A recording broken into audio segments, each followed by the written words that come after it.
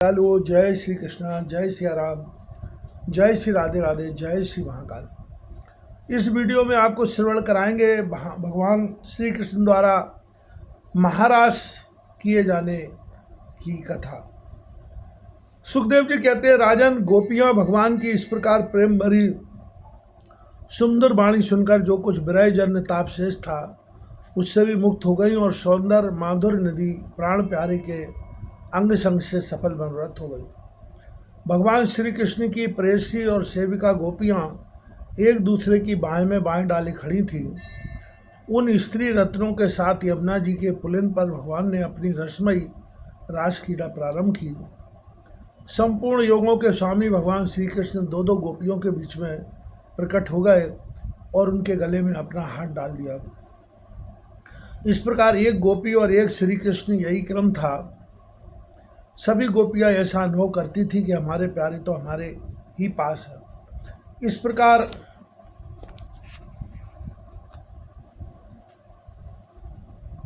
सहस्त्र सहस्त्र गोपियों से शोभायमान भगवान श्री कृष्ण का दिव्य रासोत्सव प्रारंभ हुआ। उस समय आकाश में शत शत विमानों की भीड़ लग गई। सभी देवता अपनी अपनी पत्नियों के साथ वहां आ पहुंचे। रासोत्सव के दर्शन की लालसा से, उत्सुकता से उनका मन उनके बस में नहीं था। स्वर्ग की दिव्य दुंदुभियाँ अपने आप बज उठी। स्वर्गीय पुष्पों की वर्षा होने लगी। गंधर्वगण अपनी अपनी पत्नियों के साथ भगवान के निर्मल यश का गान करने लगे। राजमंडल में सभी गोपियाँ अपने प्रियतम श्याम सुंदर के साथ नृत्य करने लगी। उनकी कलाइयों के कंगन, पैरों के पायजेब और करधनी के छोटे छोटे घुंघरू एक साथ बज उठे। असंख्य गोपियाँ थीं, इसलिए यह मधुर ध्वनि भी बड़े जोर की हो रही थी। यमुना जी की रमण रेती पर ब्रज सुंदरियों के बीच में भगवान श्री कृष्ण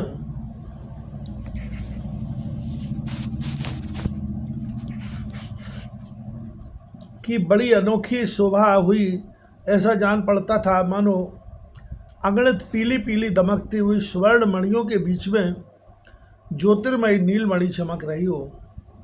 नृत्य के समय गोपियां तरह तरह से ठुमुक ठुमुक कर अपने पांव कभी आगे बढ़ाती और कभी पीछे हटा लेती, कभी गति के अनुसार धीरे धीरे पांव रखती, तो कभी बड़े वेग से, कभी चाक की तरह घूम जाती, कभी अपने हाथ उठा उठाकर भाव बताती, तो कभी विभिन्न प्रकार से उन्हें चमकाती, कभी बड़े कलापूर्ण ढंग से मुस्काती, तो कभी भौहें मटकाती।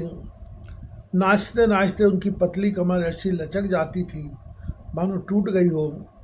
झुकने, बैठने, उठने और चलने की फुर्ती से उनके स्तन हिल रहे थे तथा वस्त्र उड़े जा रहे थे। कानों के कुंडल हिल हिलकर कपोलों पर आ जाते थे। नाचने के परिश्रम से उनके मुंह पर पसीने की बूंदें झलकने लगी थीं। केसों की चोटियां कुछ ढीली पड़ गई थीं। नीवी की गांठें खुली जा रही थीं। इस प्रकार नटवर नंदलाल की परम प्रेसी गोपियां उनके साथ गागा कर नाच रही थीं। परीक्षित उस समय ऐसा जान पड़ता था मानो बहुत से कृष्ण तो सांवले सांवले मेघमंडल हैं और उनके बीच में चमकती हुई गोरी गोपियां बिजली है। उनकी शोभा असीम थी। गोपियों का जीवन भगवान की रति है, प्रेम है। वे श्री कृष्ण से सटकर नाचते नाचते ऊंचे स्वर से मधुर गान कर रही थी। श्री कृष्ण का संस्पर्श पा पाकर और भी आनंदमग्न हो रही थी। उनके राग रागनियों से पूर्ण गान से यह सारा जगत अब भी गूंज रहा है। कोई गोपी भगवान के साथ उनके स्वर में स्वर मिलाकर गा रही थी, पर श्री कृष्ण के स्वर की अपेक्षा और भी ऊंचे स्वर से राग लापने लगे। उसके विलक्षण और उत्तम स्वर को सुनकर वे बहुत ही प्रसन्न हुए और बाय बाय करके उनकी प्रशंसा करने लगे। उसी राग को दूसरी सखी ने ध्रुपद में गाया, उसका भी भगवान ने बहुत सम्मान किया। एक गोपी नृत्य करते करते थक गई। उसकी कलाइयों से कंगन और चोटियों से बेला के फूल खिसकने लगे। तब उसने अपने बगल में ही खड़े मुरली मनोहर श्याम सुंदर के कंधे को अपनी बाँह से कसकर पकड़ लिया। भगवान श्री कृष्ण ने अपना एक हाथ दूसरी गोपी के कंधे पर रखा था। वह स्वभाव से तो कमल के समान सुगंध से युक्त था ही, उस पर बड़ा सुगंधित चंदन का लेप भी था। उसकी सुगंध से वह गोपी पुलकित हो गई, उसका रोम रोम खिल उठा। उसने झटके से उसे चूम लिया। एक गोपी नृत्य कर रही थी, नाचने के कारण उसके कुंडल हिल रहे थे, उनकी छटा उसके कपोल और भी चमक रहे थे। उसने अपने कपोलों को भगवान श्री कृष्ण के कपोल से सटा दिया और भगवान ने उसके मुँह में अपना चबाया हुआ पान दे दिया। कोई गोपी नूपुर और करधनी के घुंघरुओं को झनकारती हुई नाच और गा रही थी। वह जब बहुत थक गई तब उसने अपने बगल में ही खड़े श्याम सुंदर के शीतल कर कमल को अपने दोनों स्तनों पर रख लिया। परीक्षित, गोपियों का सौभाग्य लक्ष्मी जी से भी बढ़कर है। लक्ष्मी जी के परम प्रियतम एकांत वल्लभ भगवान श्री कृष्ण को अपने परम प्रियतम के रूप में पाकर गोपियां गान करती हूँ उनके साथ विहार करने लगी। भगवान श्री कृष्ण ने उनके गलों को अपने भुजपाश में बांध रखा था। उस समय गोपियों की बड़ी अपूर्व शोभा थी। उनके कानों में कमल के कुंडल शोभायमान थे, घुंघराली अलके कपोलों पर लटक रही थीं। पसीने की बूंदें झलकने से उनके मुख की छटा निराली ही हो गई थी। वे रासमंडल में भगवान श्री कृष्ण के साथ नृत्य कर रही थीं। उनके कंगन और पायजेबों के बाजे बज रहे थे। भौरे उनके लाल ताल सुर में अपना सुर मिलाकर गा रहे थे और उनके जूड़ों तथा चोटियों में गुंदे हुए फूल गिरते जा रहे थे। परीक्षित, जैसे नन्हा सा शिशु निर्विकार भाव से अपनी परछाई के साथ खेलता है, वैसे ही रमा रमण भगवान श्री कृष्ण कभी उन्हें अपने हृदय से लगा लेते, कभी हाथ से उनका अंग स्पर्श करते, कभी प्रेम भरी तिरछी चितवन से उनकी ओर देखते, तो कभी लीला से उन्मुक्त हंसी हंसने लगते। इस प्रकार उन्होंने ब्रज सुंदरियों के साथ क्रीड़ा की, विहार किया। परीक्षित, भगवान के अंगों का स्पर्श प्राप्त करके गोपियों की इंद्रियां प्रेम और आनंद से विहल हो गईं। उनके केश बिखर गए, फूलों के हार टूट गए और गहने अस्त व्यस्त हो गए। वे अपने केश, वस्त्र और कंचुकी को भी पूर्णता संभालने में असमर्थ हो गए। भगवान श्री कृष्ण की यह रास क्रीड़ा देख कर स्वर्ग की देवांगनाएं भी मिलन की कामना से मोहित हो गई और समस्त तारों तथा ग्रहों के साथ चंद्रमा चकित विस्मित हो गए। परीक्षित, यद्यपि भगवान आत्माराम है, उन्हें अपने अतिरिक्त और किसी की भी आवश्यकता नहीं है, फिर भी उन्होंने जितनी गोपियाँ थी उतने ही रूप धारण किए और खेल खेल में उनके साथ इस प्रकार विहार किया। जब बहुत देर तक गान और नृत्य आदि विहार करने के कारण गोपियाँ थक गईं, तब करुणामय भगवान श्री कृष्ण ने बड़े प्रेम से स्वयं अपने सुखद कर कमलों के द्वारा उनके मुँह पहुँचे। परीक्षित, भगवान के कर कमल और नख स्पर्श से गोपियों को बड़ा आनंद हुआ। उन्होंने अपने कपोलों के सौंदर्य से, जिन पर सोने के कुंडल झिलमिला रहे थे और घुंघराली अलके लटक रही थी, तथा उस प्रेम भरी चितवन से जो सुधा से भी मीठी मुस्कान से उज्जवल हो रही थी, भगवान श्री कृष्ण का सम्मान किया और प्रभु की परम पवित्र लीलाओं का गान करने लगी। इसके बाद जैसे थका हुआ गजराज किनारों को तोड़ता हुआ हथनियों के साथ जल में घुसकर क्रीड़ा करता है, वैसे ही लोक और वेद की मर्यादा का अतिक्रमण करने वाले भगवान ने अपनी थकान दूर करने के लिए गोपियों के साथ जल क्रीड़ा करने के उद्देश्य से यमुना के जल में प्रवेश किया। उस समय भगवान की बनमाला गोपियों के अंग की रगड़ से कुछ कुचल सी गई थी और उनके वक्ष स्थल की केसर से वह रंग भी गई थी। उसके चारों ओर गुनगुनाते हुए भौरे उनके पीछे पीछे इस प्रकार चल रहे थे मानो गंधर्व राज उनकी कीर्ति गान करते हुए पीछे पीछे चल रहे हों। परीक्षित, यमुना जल में गोपियों ने प्रेम भरी चितवन से भगवान की ओर देख देख कर तथा हंस हंस कर उन पर इधर उधर से जल की खूब बौछारें डाली। जल उलीच उलीच कर उन्हें खूब नहलाया। विमानों पर चढ़े हुए देवता पुष्पों की वर्षा करके उनकी स्तुति करने लगे। इस प्रकार यमुना जल में स्वयं आत्माराम भगवान श्री कृष्ण ने गजराज के समान जल विहार किया। इसके बाद भगवान श्री कृष्ण ब्रज युवतियों और भौरों की भीड़ से घिरे हुए यमुना तट के उपवन में गए। वह बड़ा ही रमणीय था। उसके चारों ओर जल और स्थल में बड़ी सुंदर सुगंध वाले फूल खिले हुए थे। उनकी सुवास लेकर मंद मंद वायु चल रही थी। उसमें भगवान इस प्रकार विचरण करने लगे जैसे मद गजराज हथनियों के झुंड के साथ घूम रहा हो।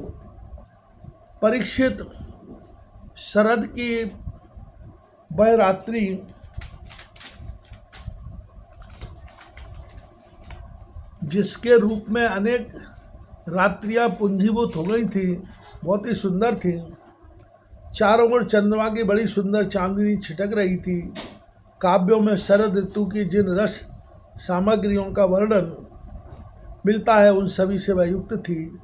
उसमें भगवान श्री कृष्ण ने अपनी प्रेयसी गोपियों के साथ यमुना के पुलिन यमुना जी और उनके उपवन में विहार किया। यह बात स्मरण रखनी चाहिए कि भगवान सत्य संकल्प हैं। यह सब उनके चिन्मय संकल्प की ही चिन्मयी लीला है और उन्होंने इस लीला में काम भाव को, उसकी चेष्टाओं को तथा उसकी क्रिया को सर्वथा अपने अधीन कर रखा था। उन्हें अपने अपने कैद में कर रखा था। राजा परीक्षित ने पूछा, भगवान श्री कृष्ण सारे जगत के एकमात्र स्वामी हैं। उन्होंने अपने अंश श्री बलराम जी के सहित पूर्ण रूप में अवतार ग्रहण किया था। उनके अवतार का उद्देश्य यह था कि धर्म की स्थापना हो जाए और धर्म का नाश। ब्राह्मण वे धर्म मर्यादा के बनाने वाले, उपदेश करने वाले और रक्षक थे। फिर उन्होंने स्वयं धर्म के विपरीत परिस्थितियों का स्पर्श कैसे किया। मैं मानता हूँ कि भगवान श्री कृष्ण पूर्ण काम थे। उन्हें किसी भी वस्तु की कामना नहीं थी। फिर भी उन्होंने किस अभिप्राय से यह निंदनीय कर्म किया।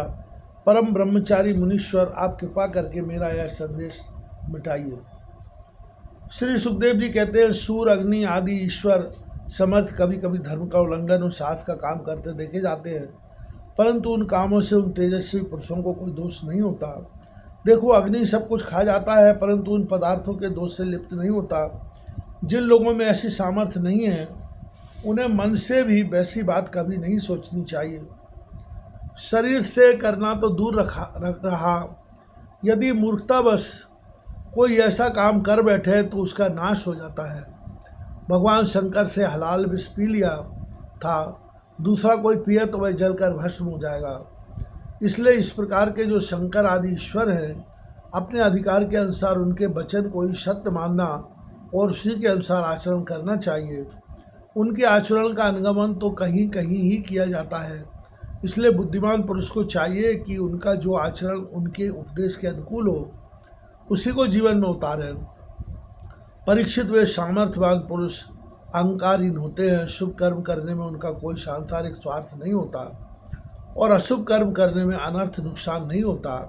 वे स्वार्थ और अनर्थ से ऊपर उठे हुए होते हैं। जब उन्हीं के संबंध में ऐसी बात है तब जो पशु पक्षी मनुष्य देवता आदि सचराचर जीवों के एकमात्र प्रभु सर्वेश्वर भगवान हैं, उनके साथ मानवीय शुभ और अशुभ का संबंध कैसे जोड़ा जा सकता है। जिनके चरण कमलों के रज का सेवन करके भक्तिजन तृप्त हो जाते हैं, जिनके साथ योग प्राप्त करके उसके प्रभाव से योगी जन अपने सारे कर्म बंधन काट डालते हैं और विचारशील ज्ञानी जन जिनके तत्व का विचार करके तत्स्वरूप हो जाते हैं तथा समस्त कर्म बंधनों से मुक्त होकर स्वच्छंद विचरते हैं, वे ही भगवान अपने भक्तों की इच्छा से अपना चिन्मय शिव विग्रह प्रकट करते हैं। तब भला उनमें कर्म बंधन की कल्पना ही कैसे हो सकती है। गोपियों के, उनके पतियों के और संपूर्ण शरीरधारियों के अंतःकरण में जो आत्मा रूप में विराजमान है, जो सबके साक्षी और परम पति है, वही तो अपना दिव्य चिन्मय श्री विग्रह प्रकट करके यह लीला कर रहे हैं। भगवान जीवों पर कृपा करने के लिए ही अपने को मनुष्य रूप में प्रकट करते हैं और ऐसी लीलाएं करते हैं जिन्हें सुनकर जीव भगवत परायण हो जाए। ब्रजवासी गोपों ने भगवान श्री कृष्ण में तनिक भी दोष बुद्धि नहीं की। वे उनकी योग माया से मोहित होकर ऐसा समझ रहे थे कि हमारी पत्नियां हमारे पास ही है। ब्रह्मा की रात्रि के बराबर वह रात्रि बीत गई। ब्रह्म मुहूर्त आया। यद्यपि गोपियों की इच्छा अपने घर लौटने की नहीं थी, फिर भी भगवान श्री कृष्ण की आज्ञा से वे अपने अपने घर चली गईं, क्योंकि वे अपने प्रत्येक चेष्टा में, प्रत्येक संकल्प से केवल भगवान को ही अपना प्रसन्न करना चाहती थी। परीक्षित जो धीर पुरुष ब्रज युक्तियों के साथ भगवान श्री कृष्ण के इस चिन्मय रास विलास का श्रद्धा के साथ बार बार श्रवण और वर्णन करता है, उसे भगवान के चरणों में पराभक्ति की प्राप्ति होती है और वह बहुत ही शीघ्र अपने हृदय के रोग काम विकार से छुटकारा पा जाता है। उसका काम भाव सर्वथा के लिए नष्ट हो जाता है।